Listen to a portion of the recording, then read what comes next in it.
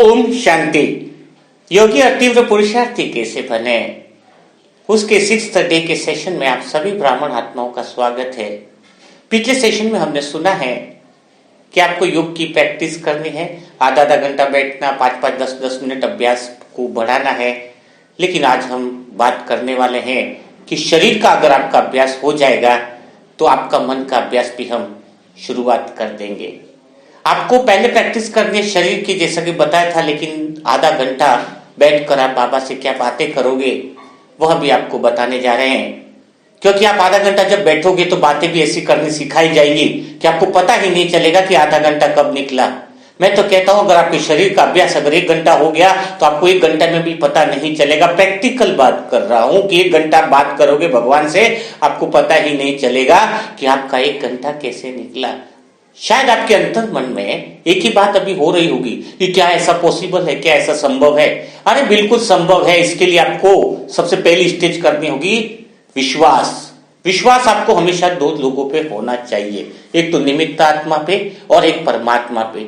मैं आत्मा निमित्त हूं और परमपिता परमात्मा जो मुझे शक्ति देता है और मेरे माध्यम से आपको ये सारी चीजें बता रहा है। अगर आपको 100% भरोसा है, 100% विश्वास है तो प्रॉमिस करता हूं कि आज से ही शुरुआत कर लेंगे कि आप आधा घंटा आसानी से भगवान के साथ बातें कर लोगे। क्योंकि शरीर का अभ्यास तो आपने शायद चालू कर ही लिया है और इतनी सारी ब्राह्मण आत्मा है तो आधा घंटा तो बैठ ही लेती है। फिर 10-10 मिनट जैसे आपका शरीर का अभ्यास बढ़ेगा वैसे ही मैं आत्मा आपको 1-1 घंटा भी लवलीन अवस्था में होने की विधि बता दूंगा। क्योंकि ये मुझे आत्मा का निजी अनुभव है, प्रैक्टिस है, तभी मैं उन सारे अनुभवों को आपको बता रहा हूं। तो सबसे पहली बात है विश्वास। विश्वास कहते हैं किसको है?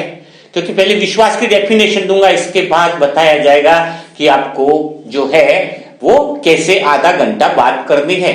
और आप प्रैक्टिकल में कमेंट में आपको लिखना है, सच लिखना है, झूठ नहीं लिखना है कि भाई जी मैं समझ गई कि मैं आधा घंटा बैठ सकती हूँ। यस या नो लिख लेना अंदर कि मैं समझ गई हूं कि मैं आधा घंटा योग में बैठ सकती हूं। आपने जो विधि बताई है बिल्कुल 100% वर्क करिए। अगर काम नहीं करिए तो नो लिखने का, लेकिन ऐसा पॉसिबल ही नहीं होगा कि नो लिखने की जरूरत पड़े। आप आधा घंटे की बात कर रहा हूं, फिर आगे में 1 घंटा बैठने की विधि भी आपको बता दूंगा। तो सबसे पहली बात हो रही है, अगर आपको आधा घंटा बैठना है, वो बातें सीखनी है, वो बातें समझनी है, तो सबसे पहली चीज मैंने बताया कि विश्वास। और विश्वास किस पे करना है? एक तो मैं निमित्त आत्मा और एक परमात्मा पे।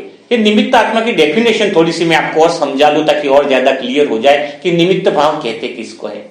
एक गांव के अंदर एक हाथी निकल रहा था और हाथी निकल रहा था तो ऊपर हाथी के ऊपर महावत बैठा हुआ था। तो हमारी नजर भी पूरी हाथी के ऊपर ही थी। अब हाथी को जो भी कुछ खिलाए तो नारियल रखे उसकी सूंड में, हाथ के कुछ फल फ्रूट वगैरह रखे, तो वो हाथी क्या करता था? हाथी वो सारी चीजें महावत को दे देता था। नारियल दो, चाहे पैसा दो, चाहे खाने का कुछ दो, चाहे केला दो, वो पूरा दिन जो भी उसको देते थे वो अपने महावत को दे देता था। फिर शाम के समय महावत उसको बहुत जो भी खाना खिलाना है वो उसको देता था। तो हाथी वो स्वीकार करता था। बस यही है निमित्त भाव। अभी मुझ आत्मा का निमित्त भाव क्या है कि आप नीचे शायद कितने सारे भी मैसेज करो, शुक्रिया भाई जी आपकी क्लासेस बहुत अच्छी, आप बहुत अच्छे हो। तो मुझे चाहे अच्छा फल मिले, चाहे बुरा फल मिले, चाहे कैसे भी दिन भर में मुझे कुछ भी मिलता है तो मैं भी उस हाथी की तरह महावत, यानी महावत कौन है? परमात्मा है। मैं अपनी सूंड के द्वारा मानो उसको समर्पित कर देता हूं कि हे परमात्मा, चाहे मुझे फूल मिले, चाहे मुझे आनंद का कोई एप्रिशिएशन मिले, चाहे गाली मिले, चाहे कोई बुरा बोले, जो भी कुछ मुझे मिलता है वो मुझे भगवान को अर्पित कर देता हूं कि परमात्मा अगर मैंने कुछ अच्छा भी बोला है तो मेरा नहीं है, वो किसका है? परमात्मा को पहले अर्पण कर दो। परमात्मा जो इसके बदले में हमें बहुत कुछ ऑलरेडी दे देता है जो बिना मांग के मिल जाता है। तो आप भी अपने जीवन में निमित्त भाव जो है वो स्वीकार करके देखना है। क्योंकि लौकिक में अगर धन का अहंकार था और ज्ञान में आने के बाद अगर ज्ञान का अहंकार है तो अहंकार तो दोनों ही हुए ना। किसको पैसों का अहंकार है, मैं लखपति हूँ, करोड़पति हूँ, और हमारे पास हो गया कि ज्ञान हमारे पास बहुत ज्यादा है, हम जहां भी जाए 1-2 किलो ज्ञान उड़ेल ही देंगे। तो दोनों में कोई फर्क नहीं हुआ। अहंकार तो अहंकार ही हुआ कि मुझे ज्ञान का अहंकार है, उसे अहंकार धन का अहंकार है। तो पहली चीज मैंने आपको बताई कि मैं आज जो कुछ बताता हूं निमित्त भाव से बताता हूं। इसीलिए कहता हूं कि आपको मुझे निमित्त आत्मा पे जो विधि बताऊंगा उस पर 100% भरोसा करना होगा और परमात्मा पे भरोसा करना होगा। भगवान पे विश्वास इतना जबरदस्त होना चाहिए। विश्वास की डेफिनेशन क्या है पहले इसको समझ लो। जैसे सर्कस के अंदर क्या होता है, सर्कस के अंदर अगर आपने देखा होगा तो सर्कस के अंदर एक लड़की जब वो बीच में जो डंडी रहती है उसको जब लड़की है ना छोड़ देती है तो सामने वाला लड़का उसको पकड़ लेता है। अगर लड़की को ये डाउट हो कि मैं यहां से छोड़ूंगी तो सामने वाला लड़का मुझे पकड़ेगा या नहीं पकड़ेगा, 1% भी डाउट हो तो दोनों की जान को जोखिम हो सकता है। यानी विश्वास तब काम करता है, विश्वास की डेफिनेशन तब काम करती है जब हमारे जीवन में 100% हो। अगर 3 मंजिल से कूद भी गए, गिर भी गए तो भरोसा होना चाहिए कि परमात्मा ने बोला है कि यहां से कूद जाओ, तो परमात्मा ने नीचे कुछ मेरे लिए व्यवस्था करा रखी होगी। 1% संशय बुद्धि ना आए कि अगर परमात्मा ने मुझे कुछ कहा है, कुछ निमित्त आत्मा द्वारा कुछ कहा गया है तो उसकी जिम्मेदारी स्वयं उचित भगवान की होती है। तो आप समझ गए होंगे, इसीलिए मैं आपको बताना चाह रहा हूं क्योंकि मुझे अंदर से 100% विश्वास है अगर इस सेशन को बहुत अच्छे से आप दिल के अंदर ले रहे हो तो आपको योगी बनने से कोई रोक ही नहीं पाएगा। अभी तक जो बातें आपके साथ हुई है वो आपके उमंग उत्साह को बढ़ाने के लिए हुई है। अब जो बातें होने वाली हैं वो प्रैक्टिकल विधि के द्वारा होने वाली है, इसलिए सेशन को बहुत बड़े ध्यान से सुनना होगा। लेकिन अब विश्वास तो बढ़ गया होगा, लेकिन एक इंपॉर्टेंट चीज है कि विश्वास खत्म होता है डर के कारण। अच्छा, डर आता कहां से? डर आता कहां से है जरा अपने आप से पूछो। अच्छा एक बात बताओ, क्या भागते हो तो आप डरते हो या डरते हो तो भागते हो? पूछो, जरा पूछो अपने आप से कि आप डरते हो तो भागते हो या भागते हो तो डरते हो? अब आपके अंदर तो बता रहे होंगे कि हम डरते हैं तो भागते हैं। बिल्कुल गलत उत्तर है, बिल्कुल गलत उत्तर है। अरे आप जब भागते हो ना तब आप डरते हो। जैसे उदाहरण के लिए आप रात को 2 बजे किसी स्टेशन से उतरे, अपने गली मोहल्ले में जा रहे हो, रात की 2 बजी है। अब जैसे आप पीछे कुत्ता देखा भौंक रहा है, आप भागने लगे तो आप और ज्यादा भागने लगे, कुत्ता और ज्यादा पीछे आने लग गया, आप और तेज गति से भागने लगे, कुत्ता और तेज गति से भागने लगा। अब आप क्या करते हो? आप भागना बंद कर देते हो और आप वहीं पर रुक जाते हो, तो कुत्ता भी वहीं पर रुक जाता है। यानी क्या हुआ? आप जब भाग रहे थे तो डर रहे थे, लेकिन जैसे ही आप रुक गए डर खत्म हो गया, समस्या भी वहीं खत्म हो गई। आज समस्याएं हमें इतना भगाती है और फिर हम भागते ज्यादा हैं, इसलिए हम डरते ज्यादा हैं। अगर आप रुक जाओगे, सामना कर लोगे, वहीं खड़े हो जाओगे तो कितनी भी बड़ी समस्या होगी, कितनी भी बड़ा विघ्न होगा, वो वहीं पर रुक जाएगा, उसकी औकात नहीं है, वो आपको टच कर जाएगा। लेकिन आप डरते बहुत हो क्योंकि आप भागते बहुत हो, समस्याओं से भागते हो, परिस्थितियों से भागते हो, हर बात से बस भागना भागना। अरे कब तक भागोगे? बहुत हो गए 84 जन्म तक भागते हुए, अब भागना बंद करो, अब रुक जाओ ना। कितनी भी बड़ी बात है, रुक जाओ, कोई बात आपको बिगाड़ नहीं सकती है। समस्या तब बड़ी हो जाती है जब आप समस्या से भागने लगते हो, समस्याएं से आप छोटे हो जाते हो, तब आप भागना चालू करते हो। आप समझ गए? बहुत गहरी बात है। इसलिए अभी पहला चीज क्या समझे आप? भागोगे तो डरोगे और रुक जाओगे तो शक्ति आएगी, विश्वास आएगा, तो डरना नहीं है। समझ गए ना? क्योंकि आपके डर को मैं निकाल रहा हूं ताकि आपका विश्वास बढ़े, और विश्वास अगर बढ़ गया तो योग लगाना पूरा आनंद आ जाएगा। क्योंकि आज वो सेशन होने वाला है कि आप आधा घंटा आसानी से भगवान से बातें करने वाले हो। वो पॉइंट लास्ट में कवर होगी। हाँ, लास्ट टाइम के अंदर स्टार्टिंग में आपको पहले सिखा रहा हूं कि पहले आपको विश्वास बढ़ाना होगा। अच्छा, फिर चलो दूसरा प्रश्न पूछता हूं मैं। आप मुस्कुराते हो तब खुश होते हो या खुश होते हो तब मुस्कुराते हो? क्योंकि जीवन में क्या है, कुछ सवाल ऐसे होते हैं जिनको हम पूछते ही नहीं है, जरूरी समझते ही नहीं है, जिसके कारण ही सारी समस्याएं पैदा होती है। क्या पूछा मैंने? कि आप मुस्कुराते हो तब खुश होते हो या खुश होते हो तो मुस्कुराते हो? यह जीवन की सोच ही तो बड़ी खतरनाक है। अभी भी आपके अंतर्मन के अंदर एक ही जवाब होगा कि जब हम खुश होते हैं तो मुस्कुराते हैं। अच्छा, एक काम करो, मैं एक काम देता हूं, प्रैक्टिकल में टॉपिक देता हूं आपको कि अभी जहां पर भी बैठे हो अंदर से ही मुस्कुरा लो। मुस्कुरा लो, मुंह से नहीं मुस्कुरा सकते क्योंकि मैं आपको तो देख नहीं सकता हूं, लेकिन अभी मुस्कुरा, बिना कुछ सोचे, बिना कुछ समझे। बहुत आनंद आ रहा है मुस्कुराने का, है ना? तो मुस्कुरा लो अंदर से। अभी जो नहीं मुस्कुराए वो मुस्कुरा के देखो, देखो मुस्कुराए ना, आपको क्या मिला? खुशी मिली ना? तो कितनी बड़ी चीज है। आप कितना गलत सोचता है इंसान कि मैं खुश होऊंगा तो मुस्कुराऊंगा। नहीं, आप मुस्कुराओ, खुशी पीछे आ जाएगी। और अगर खुश होंगे तो मुस्कुराओगे तो पूरा दिन वजह ढूंढते रह जाओगे कि मैं किस वजह से खुश हूं। पूरे दिन के अब कई लोगों के तो 6-6 महीने निकल जाते हैं, वजह ही नहीं मिल पाती है कि मैं खुश किस वजह से हूं, खुशी मिले तो मैं मुस्कुराऊं, इंतजार करते हैं। हमारा तो फार्मूला ही अलग है कि दिन में 10, 20, 30, 40, 50 बार अकेले हैं तो भी मुस्कुरा ही लेते हैं। मुस्कुराना कितना अच्छा लगता है, मुस्कुराने से खुशी ऑटोमेटिक आ जाती है। ये बहुत आप किसी भी इंसान को बोलो, एक हॉल में बैठे उनको 10 को बोलो मुस्कुराओ और उसके बाद पूछो उनसे कि आप खुश हुए, तो धारणा ही तो गलत थी, आपकी मान्यता ही तो गलत चल रही है, जिसकी वजह से ही तो योग नहीं लग पाता है। आप मुस्कुरा लिए, खुशी आ गई, और जब खुशी आ जाती है तो मन में शक्ति आ जाती है, और मन में जब शक्ति आ जाती है तो मन में विश्वास आ जाता है, और जब मन में विश्वास आ जाता है तो मन में एकाग्रता आ जाती है, और जब एकाग्रता आ जाती है तो आपको योगी बनने से कोई रोक नहीं सकता है। कितनी जबरदस्त बात है।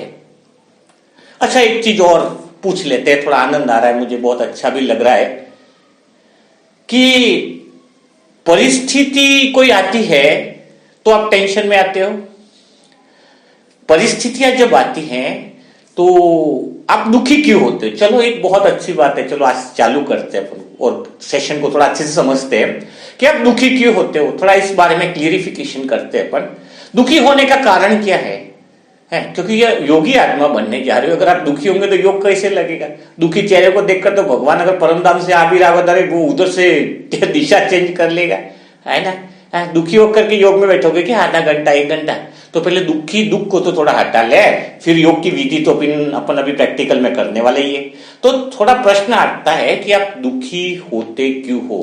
तो इसके 2 कारण है। आप पूछो अपने आप से कि दुखी होने का कारण क्या है? तो पहला दुखी होने का जो मेन जो कारण है वो ये है, दुखी हम कब होते हैं? जब हम जो चाहते हैं वो होता नहीं है। पहला दुख का कारण क्या है?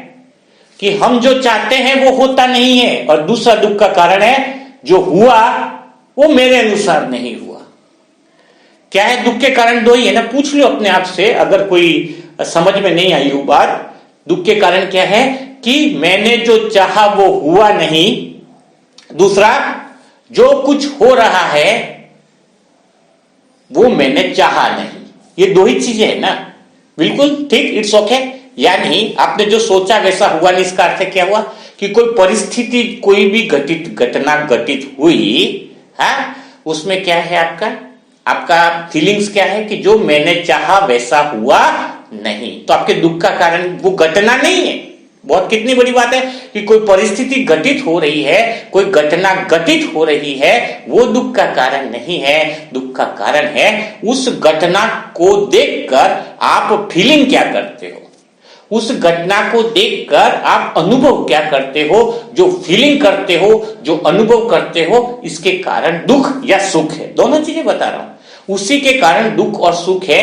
तो अच्छा एक चीज बताओ, जो भी परिस्थिति घटित हुई, जो भी घटना घटित हुई, तो वो परिस्थिति आपके हाथ में है या आपका सोचना आपके हाथ में है? दोनों में से कौन सी चीज आपके हाथ में है? क्या चीज चेंज करना आसान है? परिस्थिति को चेंज करना आसान है, जो घटना घट गई है, जो घटना हो रही है उसको चेंज करना आसान है, या फिर अपने विचारों को चेंज करना आसान है? कौन सा आसान काम है? स्वाभाविक बात है कि अपने अंदर जो थॉट क्रिएट हो रहे हैं, अपने अंदर जो विचार क्रिएट हो रहे हैं, वो विचार चेंज करना बड़ा आसान है। बिल्कुल आसान है, विचारों को चेंज करना आसान है, लेकिन परिस्थिति को चेंज करना मेरे हाथ में नहीं है ना। वो कुछ भी परिस्थिति कभी भी घटित हो सकती है, लेकिन उस परिस्थिति के बारे में मैं कैसा सोचता हूं उस पर डिपेंड करता है मेरा दुख या मेरा सुख। तो अब हमारा ध्यान, हमारा अटेंशन किस चीज पे होना चाहिए? हमारा ध्यान, हमारा अटेंशन हमारे विचारों पर होना चाहिए। हमारा ध्यान और विचार, हमारा अटेंशन हमारे अनुभव पे होना चाहिए। यानी कोई घटना हमें सुख या दुख नहीं दे रही। कितनी बहुत बड़ी चीज है, बहुत बड़ी बात है। अब थोड़ा सा और आगे बढ़ते हैं हम। घटना कैसे सुख और दुख का कारण नहीं है, ये तो हमारे अनुभव पर डिपेंड करता है। वो कैसे? थोड़ा सा आप देख लीजिए। किसी भी घटना को हम सुख के रूप में ले सकते हैं, बिल्कुल एग्जाम्पल के द्वारा। अब जैसे किसी के घर में मर्सिडीज कार आई, आपके अंदर थॉट क्या आता है? यही दुख और सुख का कारण है। ऐसे समझ, मर्सिडीज कार आई तो आप क्या बोलोगे? अरे बाबा इसमें तो बहुत पुण्य किए हैं, उसके मर्सिडीज कार आई। अब उसके कार आने को आप क्या समझ रहे हो? उस घटना तो मर्सिडीज कार आने की हुई है ना, लेकिन उस घटना को आप क्या सोच रहे हो, कितनी बड़ी बात है देखना। आप कहोगे कि उसके घर पे मर्सिडीज जो आई है वह उसके पुण्य कर्म के कारण आई है, यानी उसके पुण्य बहुत अच्छे, उसने पुण्य कमाए, इसकी वजह से उसकी मर्सिडीज कार आई है। ठीक है, 1 महीने बाद पता चलता है कि उसका बेटा वही मर्सिडीज कार लेकर के जा रहा था 150-200 की स्पीड से, और उस कार का एक्सीडेंट हो गया और बेटा क्या हुआ, मर गया। अब बताओ, जो घटना आपको सुख का लग रही थी, परिस्थिति कभी सुख और दुख नहीं देती, बहुत समझो बात को, जो घटना आपको मर्सिडीज कार उसके पुण्य कर्म का उदय लग रही थी, आज तुम्हें लगे कि वो कार तो बहुत पनौती थी, ये कार तो उसकी पाप कर्म के कारण आई है, जिसकी वजह से उसके लड़के की मौत हो गई। अब बताओ कितनी जबरदस्त बात है। किसी के पास बहुत ज्यादा पैसा आया और वही पैसा क्या पता दुख का भी कारण है। तो ये आप जो सोच रहे हैं ना, पुण्य कर्म हुआ, पाप कर्म हुआ, उसकी वजह से ये आया, ये हुआ, नहीं, ये आपकी सोच का है। जो कार आपके लिए पुण्य कर्म का उदय समझ रहे थे, वही कार अब पाप कर्म का उदय लग रही है आपको। तो मेन बात क्या है कि चाहे कर्म की कोई परिस्थिति कैसी भी हो, घटना कैसी भी हो, उसको हम अपनी सोच के द्वारा ही चेंज कर सकते हैं। जैसे उदाहरण के लिए, अभी मैं बाई चांस खाना खाने गया, जलेबी मुझे बहुत पसंद है, बाई चांस जलेबी मुझे बहुत पसंद है और बहुत मजा आ रहा है। अब पता चला कि जलेबी जो है वो खाने में जलेबी ही बनी है और जलेबी मेरे पास 2 पीस आ गए, 2 पीस सबको दिए, तो मैं क्या सोचूंगा, क्या मेरे पुण्य कर्म का उदय है कि जलेबी आ गई, और क्या बात है, मैंने सोचा वही जलेबी आ गई। यानी ये घटना मेरे लिए कैसी है, पुण्य कर्म का उदय लगेगी, अच्छी बात लगेगी, चलो ठीक है, अच्छी बात लगी, 2 जलेबी खा ली मैंने। और मैंने देखा कि एक जन ने और मुझे आकर के बोला, अरे भाई आज आप पधारे हो यार, आपको 2 जलेबी तो और लेनी पड़ेगी। और वाह, मैंने सोचा मेरे तो पुण्य कर्म का उदय हो गया। एक और आया मिलने वाला, उसने सीधे बोला, अरे आप इधर, क्या बात है, 6 जलेबियां रखती, 8 रखती। अब क्या हुआ, अब मैंने वो नहीं खाई जा रही थी, ऑलरेडी दूसरा खाना खा लिया। वो जलेबी खाने के बाद मुझे ऐसी प्रॉब्लम पेट में हो गई कि पूछो ही मत। अब बताओ, वो जो पुण्य कर्म है जिसको समझ रहा था कि जलेबी मिल गई, हाँ आज तो लग रहा है पुण्य कर्म का फल मिल गया, वो ही जलेबी मेरे दुख का कारण बन गई। आप समझे कुछ बात को। तो किसी घटना को आप कैसे देखते हो। एक बहुत और अच्छी चीज मैं समझा रहा हूं, एक बहुत बड़े अच्छे संत हुए हैं और उनकी शादी, तो उनकी पत्नी इतनी निखट्टू, इतनी बदमाश, पूछो नहीं, हर बार इतना झगड़ा करे पूछो ही मत। और वो इतने बहुत दार्शनिक हुए, मैं उनका नाम याद नहीं आ रहा है। तो जब वो कथा कर रहे थे तो बीच में वहीं पर ही पत्नी का घर, उनका घर पास में था, वो चिल्लाई, उधर तुम क्या दिन भर में बकते रहते हो, जल्दी आओ, पहले यहां पर ये पानी आ गया, वो पानी को भरो, इसके बाद बाकी के सारे काम करो। वो तुरंत पंडित उतरा, अपनी पत्नी के पास गया और वो पानी भर के वापिस आ गया प्रवचन देने के लिए। तो कुछ भाइयों ने बताया कि कहां आप इतने बड़े तत्वज्ञानी, इतने बड़े, तो आप 10 मिनट, इतनी पत्नी ने चिल्लाया तो आप चले गए, तो आपको दुख नहीं होता, इतना झगड़ालू पत्नी है, इतना ये है, इतना वो है, और इतना बड़ा तत्वज्ञानी है वो। तो दुनिया में लोगों को क्या लग रहा है कि उसका दुर्भाग्य है कि इतनी खराब पत्नी उसको मिली है। लेकिन वो पंडित ने क्या बोला पता है आपको, पंडित ने कहा कि नहीं, ये तो मेरे लिए बहुत सौभाग्य की बात है कि मुझे ऐसी पत्नी मिली। यह पत्नी दिन भर मुझे झगड़ा करती है, चिल्लाती है, कई बार तो हाथ तक भी उठा देती है, इसी कारण तो मुझे जीवन में वैराग्य हो गया, घर में रुकने का मन नहीं करा और मैं सीधा आकर के मंदिर में बैठ जाता था और मैं सारी पुस्तकों को पढ़ता था और पुस्तकों के अध्ययन से ही मुझे तत्व का ज्ञान हुआ, भगवान का ज्ञान हुआ, आध्यात्मिकता का दीपक मेरे अंदर जला। तो बताओ, अगर ऐसी पत्नी की जगह मुझे प्यार करने वाली पत्नी होती तो मैं कभी घर से बाहर ही नहीं निकल पाता और बस उसी के चंगुल में घूमता रहता, मोह माया में रहता और मेरा जीवन ऐसे ही निरर्थक निकल जाता। तो जिसको आप समझ रहे हो कि पत्नी तो बहुत निखट्टू है, ये पत्नी बहुत बदमाश है, इसका तो जीवन का दुर्भाग्य है जो उसने शादी करके उसको ऐसी पत्नी मिल गई, अरे हम तो कहेंगे कि उसका सौभाग्य की बात है। तो आप परिस्थिति आपके सामने कैसी भी हो, परिस्थिति का कोई फर्क ही नहीं है ना आपके ऊपर। आपका दुख का कारण है, उस परिस्थिति को आप उल्टे रूप में लेकर के अनुभव कर रहे हो, क्योंकि परिस्थिति से आपका कुछ नहीं हो रहा है। मेन इंपॉर्टेंट बात है उस परिस्थिति को लेकर के आप अंदर से क्या फील करते हो, अंदर से क्या अनुभव करते हो, इसके आधार पे दुख का निर्माण होता है। मैं कहता हूं मेरे जीवन में जो भी परिस्थितियां घटित हुई है ना अभी तक, हाँ, तो पाप कर्म पुण्य कर्म तो कब लगेंगे, जब मैं उन परिस्थितियों को कैसे लेता हूं। मुझे लगता है अभी तक मैं पैदा हुआ ना, आपको बहुत अच्छी बात बताऊंगा कि पैदा हुआ बड़ा हुआ तो मुझे अपने पुराने जीवन की हिस्ट्री से जरा भी तकलीफ नहीं है, जरा भी शिकायत नहीं है। और दुनिया में अगर वही चीज किसी और को हिस्ट्री बताए तो वो बोलेगा इतना संघर्ष, इतना स्ट्रगल, अरे वो स्ट्रगल की वजह से तो भगवान मुझे मिल गया, वो स्ट्रगल की वजह से ही तो भगवान से आज इतना प्रेम हो गया। दुनिया में लोगों ने मुझे धोखा दिया इसलिए तो भगवान से प्रेम हो गया। जो भी घटना घटित हुई वो मेरे लिए भाग्य का उदय हुई मेरे लिए, क्योंकि वो चीजें मुझे भगवान के निकट लेके गई, वो मुझे भगवान के समीप लेते गई। और आप छोटी छोटी परिस्थितियां आ रही हैं आपके आसपास और आप क्या सोच रहे हो, मेरा दुर्भाग्य, पैसे का कर्जा हो गया मेरे को, ओ दुर्भाग्य, हाँ इसका एक्सीडेंट हो गया। अरे एक्सीडेंट हो गया, वो घटना थोड़ी दुख दे रही है। सुख अनुभव करना है आपको, अच्छी फीलिंग करनी है, बंधन मुक्त हो, आत्मा है दूसरे शरीर में चली गई, क्या है, ठीक है, इट्स ओके, प्रैक्टिकल रहना सीखो। आप घटना को आप किस रूप में ले रहे हो ना, उसको तो देखो ना। परिस्थिति कोई तुम्हें, और दूसरी बात, परिस्थिति को कोई तुम बदल नहीं सकते हो। और ड्रामा एक्यूरेट है, हर परिस्थिति बहुत अच्छी है, मैं कहता हूं बहुत अच्छी हर परिस्थिति। मुझे तो कोई परिस्थिति खराब लगती नहीं है, हर परिस्थिति मुझे एक अवसर देती है जिससे मैं आत्मा योगी बनी हूं। हर परिस्थिति मुझे आगे बढ़ाई, हर परिस्थिति ने मुझे आगे बढ़ाया है। आप समझ गए, बहुत अच्छे से समझ गए होंगे तो कमेंट में जरूर लिखना कि हमें समझ में आई आपकी बात। नहीं तो सेशन को 2 से 3 बार आप सुन लीजिएगा ताकि समझ में आए कि आप दुखी हो ही नहीं सकते, आप योगी, और दुखी होंगे तो योग लगेगा कैसे। मेरा उद्देश्य है कि आप दुखी होंगे तो योग लगेगा कैसे, और आपके दुख होने वाली क्या क्या बातें हो सकती है उसके बारे में कल और मैं चिंतन करूंगा, क्योंकि अभी मुझे उस टॉपिक को भी कवर करना है कि आप योग में क्या क्या बातें करोगे। यह बात भी बहुत ज्यादा जरूरी है, तो मैं वो टॉपिक भी कवर करना चाहता हूं। तो अब बात आती है कि योग में आधा घंटा आपके बैठने का अभ्यास होगा, मैं ऐसा मानता हूं। तो आधा घंटा भगवान से आप क्या बात करोगे, परमात्मा से क्या बातें करोगे जो आधा घंटा ऐसे निकल जाएगा आपको पता न चले। आधा घंटा ऐसी क्या बात कर लोगे जिसके अंदर आपको एहसास ही न हो कि समय कैसे निकलता जा रहा है। तो बहुत आसान है, बहुत आसान है। मैं कोई पुरानी विधि नहीं बताऊंगा जो आज तक सुनी होगी, मैं आत्मा वो विधि बताऊंगा तो प्रैक्टिकल में आधा घंटा मेरा निकल जाता है। मैं आज सालों से वही करता आया हूं, आज राज की बातें आपके सामने खोल रहा हूं, बड़ा आनंद आएगा आपको, क्योंकि मैंने अभी 6-6 घंटा बैठने का अभ्यास किया हुआ है। तो 6 घंटा निकालना तो फिर मुश्किल हो जाएगा ना, अगर बात करना नहीं का। ठीक है, शरीर को तो प्रॉब्लम ठीक हो गई कि बैठने की आदत बन गई, मुझे आत्मा की बहुत अच्छी है, मन को भी तो बनाना जरूरी है। तो आधा घंटा क्या बात करनी है भगवान से। चलो शुरुआत करते हैं कि भगवान से क्या बात करनी है। तो सबसे पहली चीज जो जरूरी सवाल जो बहुत कम लोग पूछते हैं, शुरुआत उसी से करते हैं। भगवान से बात करते हैं तो जवाब तो आता ही नहीं।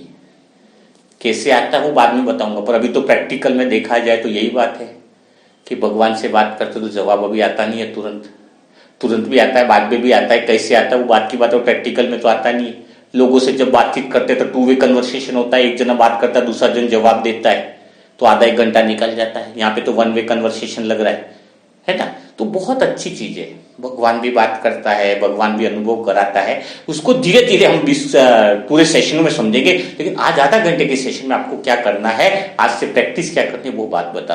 तो चलो शुरुआत यही करते हैं। चलो भगवान का जवाब नहीं आता है तो हम एक काम करते हैं कि हम भगवान जैसी बातें हम भी भगवान से करेंगे। आज से चालू कर देंगे ऐसी बातें, बड़ा आनंद आएगा जो मैंने शुरुआत से की है। तो क्या करना है, भगवान कैसे बात करता है हमसे, वो हमारा बाप है, हमारा पिता है। एक तो वो 3-3 घंटा मुरली चलाते हैं भगवान, 2 घंटा। तो जब मुरली चलती है तो हम लोग क्या तुरंत उठ करके तो उनसे कुछ बातें नहीं करते। जब तक भगवान मुरली चलाता है कोई बीच में बोलता तक नहीं है, बीच में कितना साइलेंस रहते हैं। आपने देखा है कि भगवान जब 3 घंटा बोलता है, मुरली चलाता है, तो बीच में कहते हैं कि सुई के नोक जैसी भी आवाज नहीं होती है। होती है क्या? तो भगवान फिर 3 घंटे तक कैसे बात करता है? इतनी मुरलियां चलाता है, वो खुद ही कितनी बातें कर लेता है। हमें भगवान की टेक्निक को अपनाना होगा, बड़ा आसान हो जाएगा। तो भगवान 2-2 घंटों की मुरलियां चलाता है, 3-3 घंटों की मुरली चलाता है, और हम बच्चों की ही बातें सारी रहती है कि तुम्हें योग करना है, तुम्हें पवित्र बनना है, तुम्हें खान पान में शुद्धि रखनी है, तुम्हें ये करना है, तुम्हें वो करना है, तुम्हें नष्टो मोह बनना है। कितनी सारी बातें हैं। 2-2 घंटे तक अव्यक्तवाणी में, पहले तो 6-6 घंटा टाइम चलता था। मैं तो अभी 1.5 घंटे की बात कर रहा हूँ, 2 घंटे की बात कर रहा हूँ, आधे घंटे की बात। तो भगवान कितनी सारी हमें बातें करता है। तो क्या हम कुछ बात बोलते हैं क्या? उस समय बिल्कुल शांति से बैठे रहते हैं, बस भगवान ही बोलता है। ठीक है, तो पहली विधि आपको अपनानी है कि भगवान जो मुरली चलाता है, हमें भी भगवान के सामने आधे घंटे की मुरली चलानी है। आशा ही नहीं रखनी कि भगवान बोलने वाला है, भगवान कुछ बीच में टोकने वाला है अपने को। भगवान आधा घंटा सिर्फ आपकी बात सुनने वाला है, न वो टोकने वाला है, न कुछ कहने वाला है, बस वो भी सुनने वाला है, जैसे भगवान के सामने हम आधा घंटा बैठकर सुनते हैं। ओके, क्लियर होगी बात? शुरू के आधा घंटे में पहला क्या करना है कि हमें भी भगवान को मुरली सुनानी है, क्योंकि बाबा ने कहा कि तुम्हें भी मुरली चलाना आना चाहिए, तो प्रैक्टिस तो यहां से होगी। और आधे घंटे तक बैठने में आपको क्या करना है कि आपको भगवान को मुरली सुनानी है, कौन सी कैसे वो भी बता रहा हूं आगे, लेकिन यही सोचना है कि आधा घंटा मैं भगवान को सुना रहा हूं और भगवान शांति से बैठकर मेरी बातों को सुन रहे हैं, बीच में भगवान कुछ भी बोलने वाले नहीं है, बस वो पूरी बातें सुनेंगे मेरी। ठीक है, अब शुरुआत कैसे करनी वो देखो। आपको भगवान को सुबह से पूरे काम भगवान को दे देने। जैसे भगवान हमें पूरा दिन काम देता है, नहीं तू ऐसा कर वैसा कर बच्चा, तो वो भी हमारा बाप है, दोस्त है, टीचर है, साजन है, सब कुछ तो है वो। आधा घंटा पूरे दिन की दिनचर्या का काम भगवान को दे दो, ताकि शाम को आप भगवान से भी हिसाब ले सको कि तुमने मेरे किस किस काम में मदद करी है ना। तू भी प्रैक्टिकल समझ में आई बात को, कैसे क्या करना, पूरे दिन के कामों को भगवान को पहले से बता देना है। कैसे, जैसे शुरुआत करो, आधा घंटा बैठना है, जैसे मैं करता हूं अपनी बात कि हे परमात्मा, आइडिया दे रहा आपको, हे मीठे बाबा, आज पूरा दिन आप मेरे साथ में रहना, क्योंकि आज मुझे आत्मा को बहुत सारे काम है और पूरे कामों में मुझे आपकी मदद की जरूरत पड़ेगी। ऐसा नहीं कि किसी भी काम में आप मेरा साथ छोड़ के चले जाओ, ऐसा नहीं होना चाहिए। आज तो घर पे 2-4 मेहमान भी आने वाले हैं, उनकी भी संभाल आपको ही करनी है, क्योंकि सब्जियां लाना, दूसरे बहुत सारे काम ऐसे हैं जिसमें मुझ आत्मा को, हे मीठे बाबा, आपकी बहुत ज्यादा जरूरत पड़ेगी। इसलिए पूरे दिन आज आप मेरे साथ रहना है। और सबसे बहुत अच्छी बात है कि हे मेरे प्यारे दोस्त, आप भी मेरे साथ रहना, क्योंकि आज मुझ आत्मा को कुछ ऑफिस के काम भी निपटाने हैं। उस समय आप मेरी पूरी मदद करना, जिससे मैं वो कामों को बड़ा आसानी के साथ निपटा सकूं। हे मेरे साजन, हे मेरे मन के मीत, आपको मेरी कर्मेंद्रियों पे ध्यान रखना है कि मेरी कोई कर्मेंद्रिया हलचल में ना आए। मेरी आंखें थोड़ा बहुत धोखा दे देती हैं, आप पूरा ध्यान, पूरा अटेंशन इन आंखों पे रखना, ये आंखें धोखा न दे, ऐसी कोई चीज न देख ले जो मुझ आत्मा को नुकसान पहुंचाए। हे मेरे साजन, मैं आत्मा आप पे पूरा भरोसा करती हूँ, पूरा विश्वास करती हूँ कि पूरा दिन आप मेरी इस कर्मेंद्रियों पर अटेंशन रखोगे, इस पे बिल्कुल ध्यान रखोगे कि इस कर्मेंद्रिय की हिम्मत न हो कि वो इधर या उधर चली जाए। हे मेरे साजन, यह दिल से विश्वास करके मैं आत्मा आपको जिम्मेदारी देती हूँ।